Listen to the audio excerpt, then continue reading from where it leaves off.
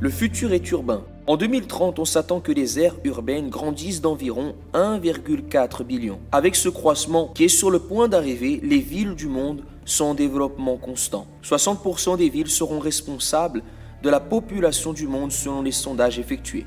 L'ambiance urbaine sera l'endroit où les motoristes de l'instabilité iront se concentrer. On a connaissance qu'en 2030, 60% de la population urbaine sera âgée de 18 ans. Les villes qui grandissent le plus rapidement auront de grands défis, en termes de moyens qui deviendront restreints, où les réseaux illicites rempliront la lacune laissée par la décapitalisation des gouvernements. Le risque des désastres naturels sera aggravé selon la géographie. Changement climatique en croissance irrégulière et une infrastructure précaire se croisent, frustrant l'aide humanitaire. La croissance va amplifier la séparation entre les riches et les pauvres. Tensions religieuses et éthiques sera l'élément qui définira le paysage social. La stagnation va coexister avec un développement sans précédent. Des favelas, bidonvilles grandiront rapidement aux côtés de modernes gratte-ciel et avancées technologiques. Le niveau de prospérité sera de plus en plus grand.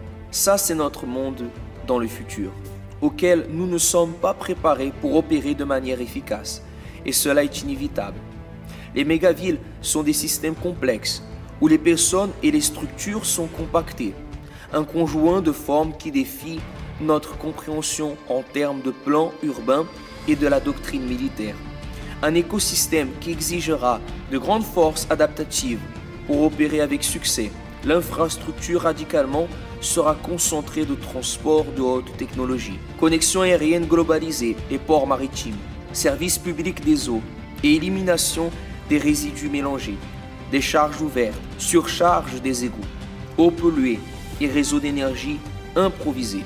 Les habitations s'étendront à des niveaux très élevés et aussi des labyrinthes souterrains. Définis par son propre code social et d'état de droit, les structures sociales seront également à la recherche de solutions pour ce défi. Conflits de différences d'éthique et raciales, étant forcés à vivre ensemble, des réseaux criminels offront l'opportunité pour la multitude de personnes sans emploi. Cela rendra le système nerveux aux individus et aux organisations contraires à l'État, qui vivent et travaillent dans l'ombre de la législation nationale. Des pouvoirs physiques seront visibles, ainsi que le pouvoir digital, qui auront des forces illimitées pour se reproduire et s'étendre sans limite. La sécurité digitale et du commerce sera de plus en plus menacée par les économies illicites et sophistiquées, des syndicats décentralisés par le crime pour donner aux adversaires l'accès global à un niveau sans précédent.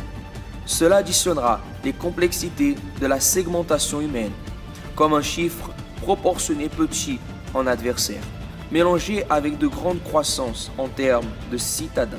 L'escale et force de ce pouvoir est terrifiant dans une ville de 10 millions d'habitants, où vous maintenez l'appui de 99% de la population.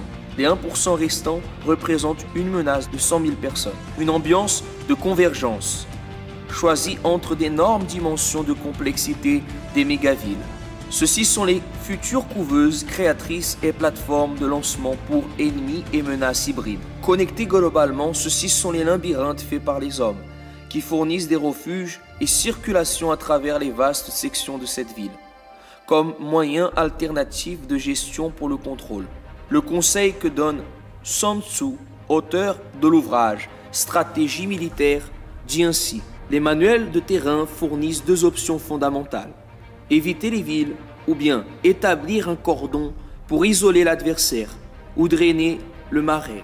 Ainsi, aucun combattant est impliqué aux adversaires restants en conflit de haute intensité.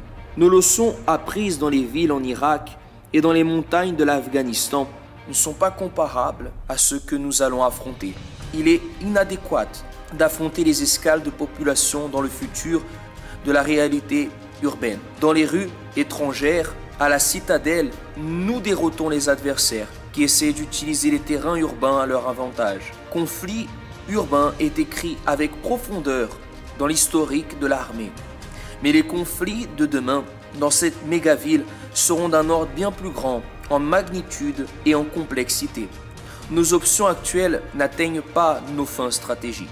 Nos futures opérations doivent nous permettre un retour rapide des villes pour les habitants. Ce sera très difficile l'isolation en sa totalité. Nos soldats vont devoir opérer dans cet écosystème avec le minimum d'interruptions. Nos stratégies actuelles et du passé ne peuvent pas nous protéger. On est devant une ambiance où les seigneurs de la guerre n'ont jamais pu prévoir. Nous sommes en train d'affronter une menace qui nous oblige à redéfinir de nouvelles et différentes actualisations. L'armée future va affronter une grande menace urbaine sophistiquée qui va requérir que les opérations urbaines deviendront quelque chose de fondamental pour les futures forces de la Terre. La menace est claire. Notre direction continue pour définir le futur de l'urbanisme de demain.